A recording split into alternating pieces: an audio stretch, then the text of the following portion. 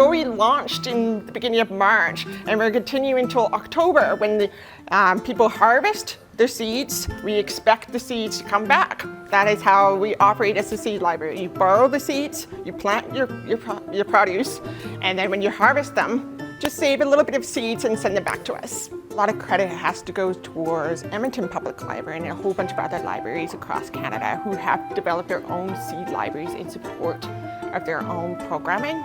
And we just took the ball and kind of ran with it. A lot of focus is right now on our flowers. Like, we have a lot of donations occurring from our local gardeners as well as from Nature Regina, one of our partners. And they've been donating a whole bunch of native Saskatchewan and Regina flowers. March is a very prime time to start your seedlings, and then you plant them in May, and those seedlings become the actual plant in May or in June. Regina Public Libraries has always provided a whole bunch of gardening programs even throughout the year, in the deep of the coldest of winter.